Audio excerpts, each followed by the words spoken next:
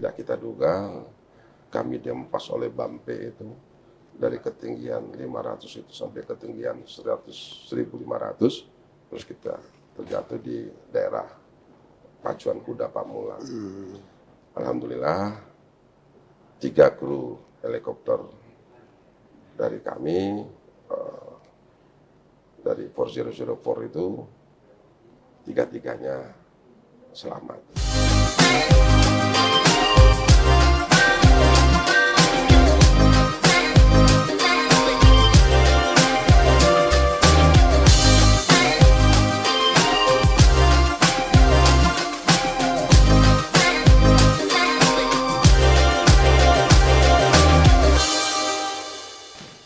Saudara, tamu istimewa saya hari ini adalah seorang jenderal kelahiran Tanjung Pinang. Beliau adalah putra daerah Kepulauan Riau. Karirnya di kepolisian cemerlang dan mendirikan organisasi Perhimpunan Melayu Raya. Slogannya adalah Kepri adalah kita. Beliau 4 kali bertugas di Kepulauan Riau, mulai dari Kasatreskrim Polres Tanjung Pinang, kemudian 2 kali menjadi Wakapolda Kepulauan Riau. Dan hari ini beliau adalah orang nomor 1 di Polda Kepri. Beliau adalah Inspektur Jenderal Polisi Dr. Andes Yan Fitri Hanimansa MH yang biasa disapa Bang Yan. Apa kabar, Bang? Assalamualaikum, kabar baik, Ya, Bang Bang, Supretes. bisa diceritakan gimana ceritanya Bang jadi polisi pertama kali? Ya, pertama-tama kita cerita waktu saat saya masih usia kecil, Bang ya. Saya usia kecil itu saya terlahir di Tanjung Pinang, kemudian pada tahun 74 almarhum ayah itu meninggal. Bapak meninggal di 74, yang kebetulan meninggalnya juga di Jakarta. Saat itu kakak saya, Katit itu ada di Bandung, sedang kuliah di Akademi Perawatan di Bandung. Bapak wafat di sana, kemudian saya berada di Tanjung Pinang bersama adik saya di situ. Kemudian kami menyusul, saya menyusul dengan adik ke sana untuk melihat orang tua yang sudah dikebumikan di Jakarta. Kemudian setelah itu saya kembali ke Tanjung Pinang melanjutkan sekolah. Nah, berjalannya waktu, karena kami berdua masih kecil-kecil, kemudian ibu juga mulai sakit, waktu itu mulai sakit-sakit karena ditinggal ayah secara mendadak seperti itu, shock. Akhirnya saya berangkatkanlah ke Jakarta, ikut dengan kakak perempuan di sana, yang kebetulan suami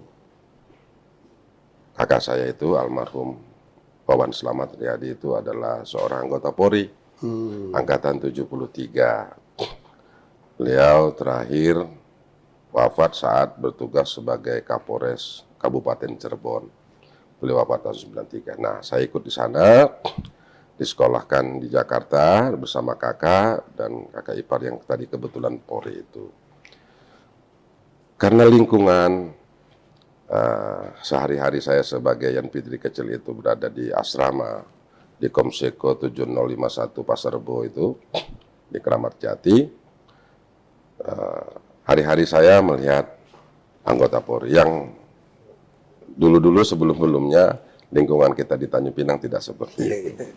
Karena saya tinggal di Komseko 751 Pasar Rebo itu, hari-harinya melihat anggota Polri, melihat perwira-perwira Polri, kemudian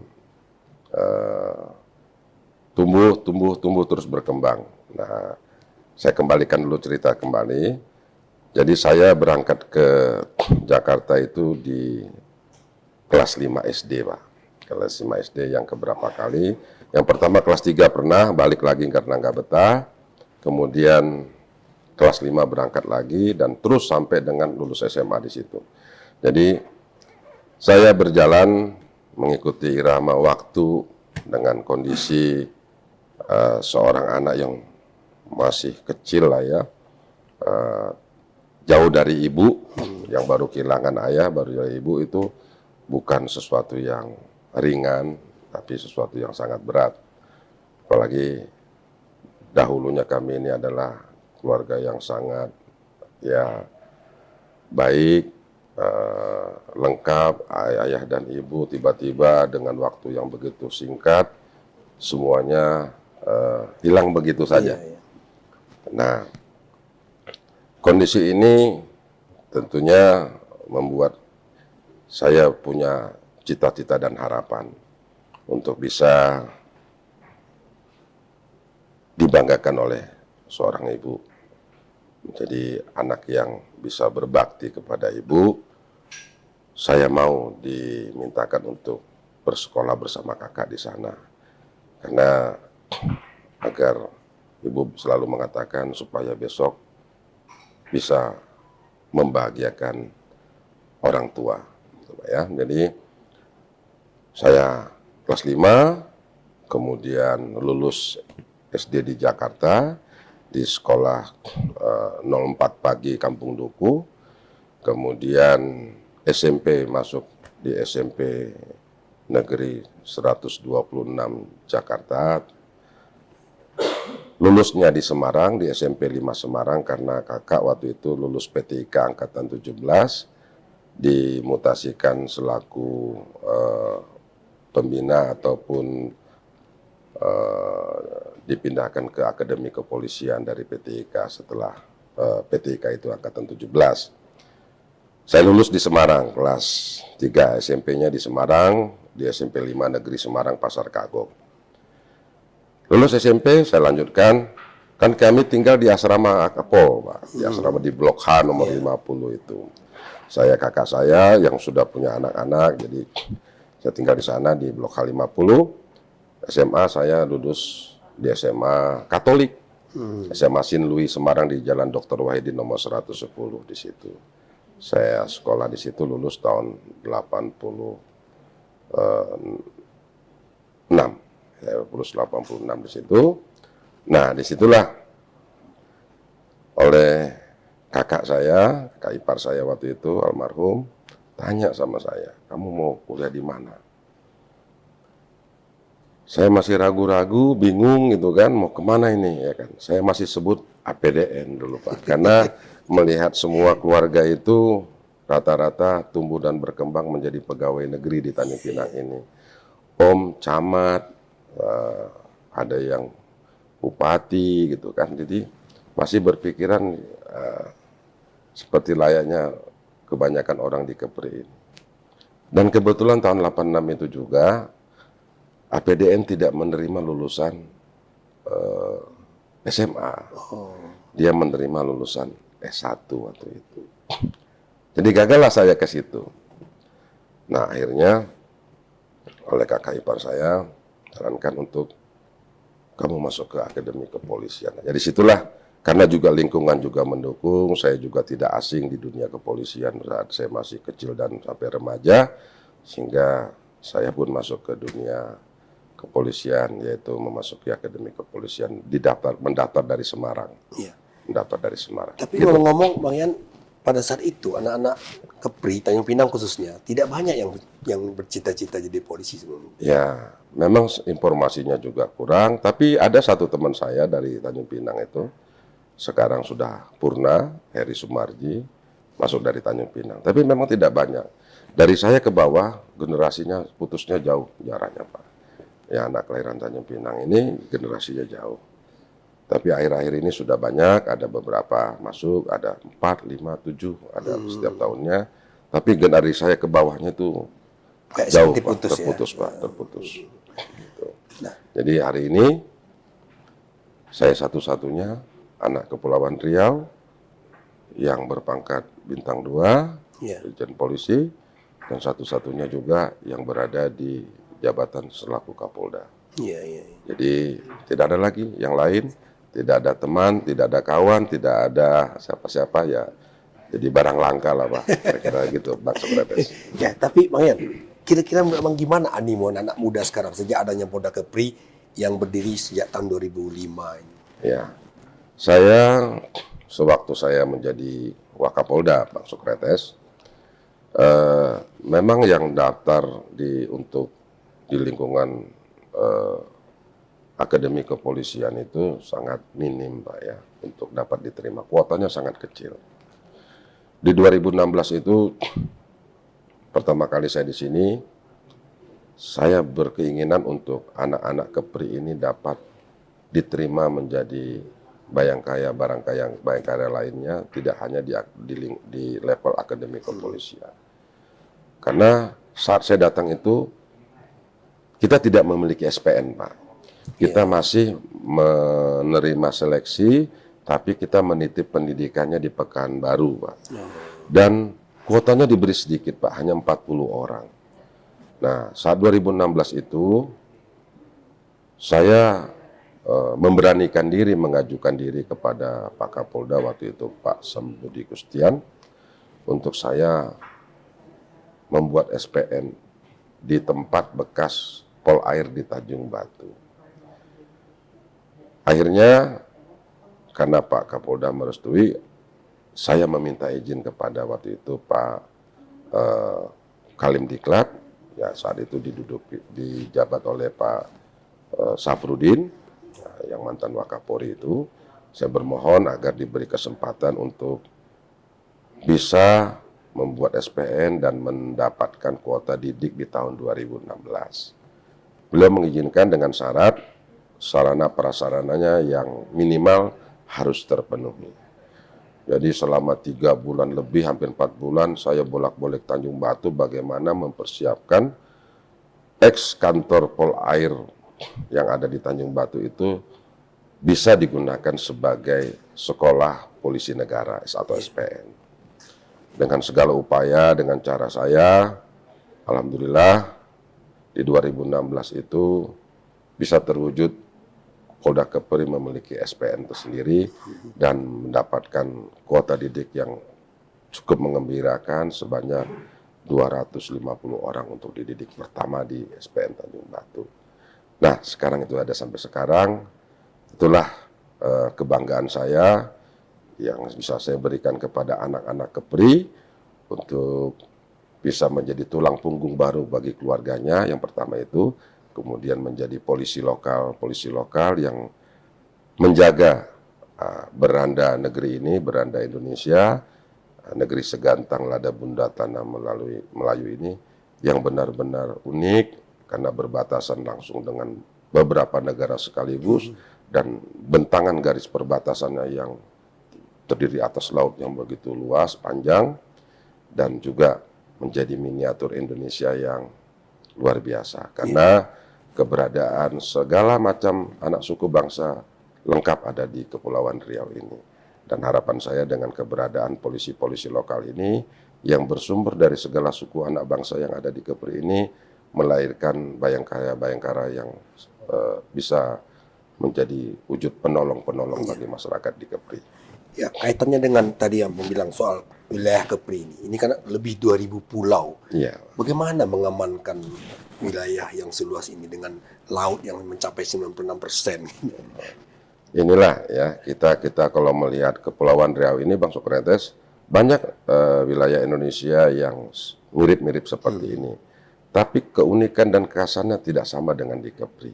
Itu yang saya bilang tadi, karena kita memiliki posisi yang sangat strategis di segitiga emas perekonomian dunia, kemudian kita berada di 5 negara sekaligus yang berbatasan dengan kita, kemudian 4% hanya wilayah daratnya dan sisanya 96% itu adalah laut. Pulau-pulau masih banyak yang tidak terhuni oleh masyarakat, kemudian masih banyak pulau-pulau juga yang sulit untuk dijangkau yang ada di wilayah Kepulauan Riau ini. Untuk menjaganya tentu kita harus bersama-sama, TNI, Polri, kemudian masyarakat dan stakeholder yang lainnya bersama-sama benar-benar bersepakat untuk menjadi mata dan telinga bagi bangsa ini. Jadi tidak berdiri sendiri-sendiri, tapi kita bersepakat bersama-sama bergandengan tangan menjaga wilayah Kepulauan Riau ini sebagai beranda Indonesia untuk tetap terjaga dari segala sesuatu yang akan merugikan anak-anak bangsa ini ke depannya. Apapun itu, baik kejahatan transnational crime ataupun yang lain-lainnya, termasuk pencurian ikan dan segala macamnya, tentu kita membutuhkan satu kerjasama dengan semua stakeholder yang ada. Nah, dengan kerjasama yang baik sampai dengan hari ini, alhamdulillah, TNI, Polri, masyarakat, kita sama-sama melihat bahwa kondisi Kepri itu sahabat dengan sampai dengan detik ini tetap aman, nyaman, dan kondusif. Investasi bagus, masyarakat beraktivitasnya bagus. Yeah. Nah, hal-hal yang seperti inilah yang perlu tetap kita jaga ke depannya supaya pertumbuhan ekonomi ke depan untuk Kepri ini semakin hari semakin baik. Karena pertumbuhan ekonomi ini akan berdampak dengan lahirnya generasi-generasi unggul ke depan, Pak. Nah, soal transnational crime itu, Bang Ian, ini kan ada yang terdekat itu kan Singapura dan Malaysia. Dan dengan Singapura kita sudah ada perjanjian ekstradisi. Mungkin dengan Malaysia juga. Gimana kerjasama kepolisian 3 negara ini, karena kita memang berada di perbatasan?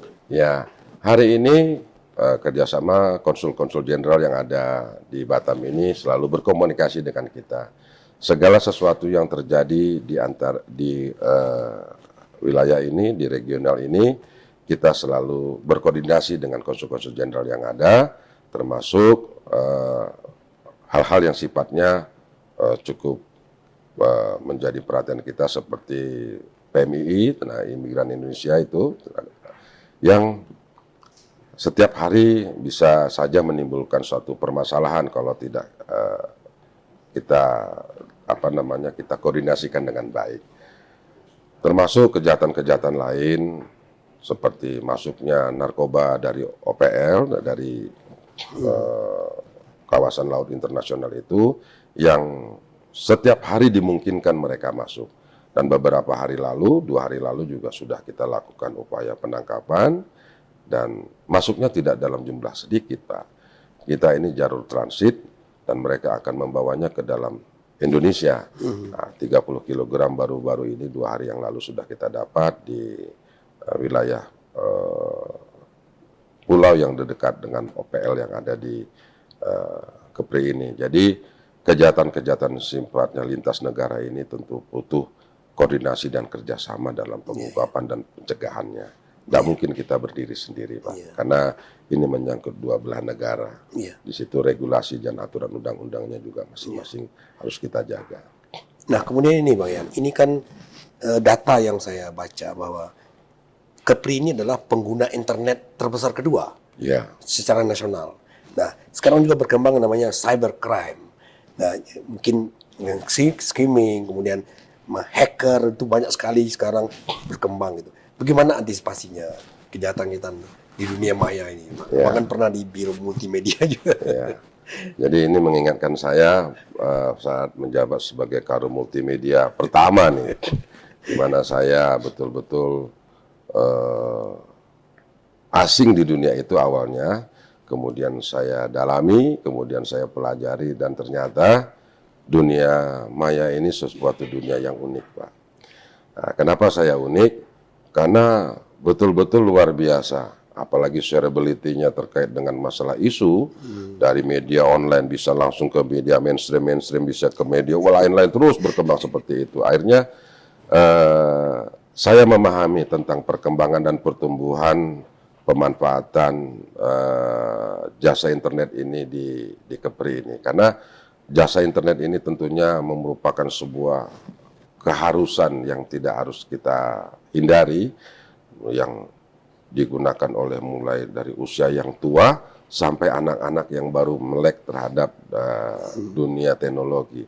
Jadi semua orang menggunakan jasa internet ini, baik di bentuk media sosialnya, untuk media online-nya, bahkan media mainstream-nya. Nah, untuk mengantisipasi kejahatan-kejahatan yang mungkin berkembang di Kepri ini, saya melihat orang Kepri ini masih baik-baik saja, Pak. Artinya dalam penggunaan media sosial ini, termasuk media online, masih dalam taraf yang masih baik-baik dan wajar.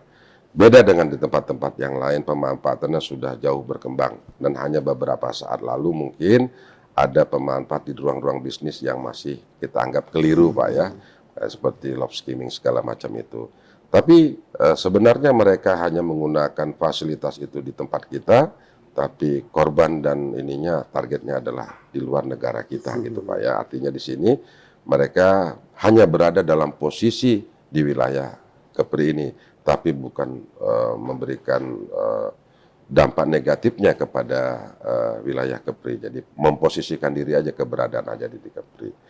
Nah, terus terkait dengan masalah posisi penggunaan internet terbesar di Indonesia yang kedua, betul-betul Kepri ini, karena memang pusat internet, masuknya internet ke Indonesia itu memang ada di wilayah Batam, ini, ya. di Batam ini.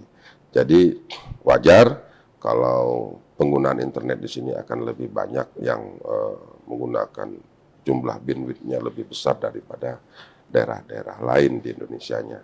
Nah, sekarang ini tinggal bagaimana kita sebagai masyarakat Kepri memanfaatkan fasilitas ini untuk yang hal-hal yang lebih positif demi kemajuan Kepri tentunya di sini. Karena apa? Banyak masalah informasi ini belum bisa sampai kepada masyarakat-masyarakat yang ada di pulau-pulau kecil dan terluar itu, apalagi yang di perbatasan, sehingga mereka bisa kita berikan kontribusi informasi-informasi tentang keberadaan mereka di sana, sehingga mereka juga bisa menjadi mata dan telinga negeri ini di pulau-pulau yang terluar itu, Pak. Jadi mungkin fasilitas ini masih bisa kita manfaatkan kepada sesuatu yang lebih bermanfaat ke depannya untuk anak-anak negeri ini. Bang Yan, abang kan berpengalaman sebagai penerbang darat, laut, udara di kepolisian. Apa pengalaman yang paling berkesan selama menjadi polisi? Menjadi polisi yang paling berkesan, Pak, ya. Banyak sebetulnya. Semua tugas-tugas di kepolisian ini menimbulkan sebuah kesan dan kenangan, Pak. Iya. Saat saya lulus menjadi seorang perwira, saya lulus terseleksi menjadi salah satu kandidat untuk menjadi penerbang Polri, Pak. Saya lulus di Akademi Kepolisian, alma mater pertama, kemudian alma mater kedua, saya lulus di di Sekolah Penerbang TNI AU, Pak. Artinya di sini sekolah yang paling diidam-idamkan oleh lulusan Akademi Angkatan Udara itu adalah sekolah penerbang, Pak. Dan saya lulus dari sekolah penerbang di Angkatan 44 itu, Pak. Jadi ada satu hal yang mungkin tidak dilalui oleh teman-teman saya atau orang-orang lain. Jadi saya memiliki dua alma mater besar, Pak. Satu adalah Akademi Kepolisian sendiri, kemudian yang Sekolah Penerbang TNI AU. Nah, awalnya saya juga jadi bingung, Pak. Saya pengen jadi polisi, kenapa saya jadi penerbang, ya kan? Tapi mungkin itu jalan Tuhan, takdir saya, sehingga mengantarkan saya sampai dengan hari ini. Nah, jadi kalau yang ditanya, apa hal-hal yang membuat kesan, semuanya berkesan sekali, Pak. Berkesan. Pada saat menjadi penerbang, ceritanya berbeda kita, Pak. Kemudian saat saya menjadi penyidik, juga ceritanya berbeda. Saat saya setiap di posisi jabatan, ceritanya unik. Tapi ada beberapa hal yang membuat saya kadang-kadang kalau mengingatnya itu bisa tersenyum sendiri, Pak. Satu, yang pertama, suatu kebaikan orang dan mujizat yang saya dapat. Kadang-kadang saya mensyukuri itu dengan sebuah senyum yang membuat saya untuk selalu ingat dengan kebaikan orang lain. Jadi, saat saya jatuh dari pesawat, Pak.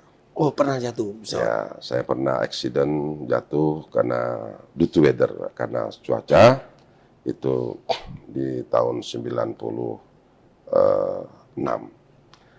Jadi 96 pasca saya lulus dari PTIK waktu itu, saya pulang dari pengamanan Bapak Presiden Republik Indonesia dalam pembukaan lahan 1 juta hektar di Kalimantan Tengah. Di situ saya BKO selama lebih kurang 4 bulanan di sana. Kemudian kembali ke Jakarta dengan rombongan 8 pesawat helikopter.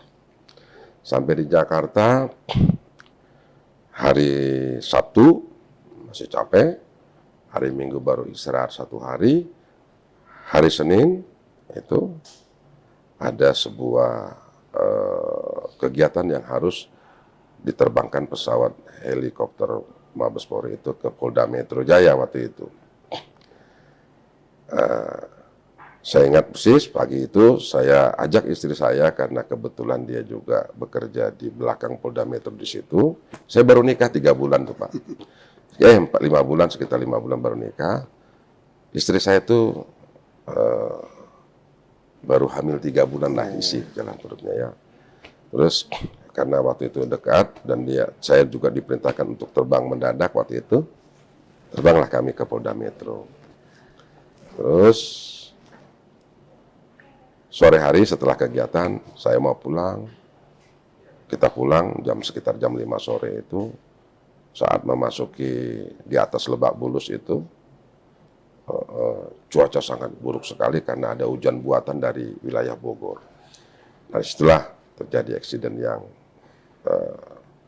tidak kita duga, kami dihempas oleh Bampe itu dari ketinggian 500 itu sampai ketinggian 1.500, terus kita terjatuh di daerah Pacuan Kuda Pamulang. Alhamdulillah 3 kru helikopter dari kami, dari 4004 itu 3-3-nya selamat gitu Pak ya. Tapi pesawat kita rusak, yang sekarang pesawat itu menjadi sebuah tugu di sekolah pimpinan Polri di Lembang. Itulah pesawat yang Fitri itu Pak.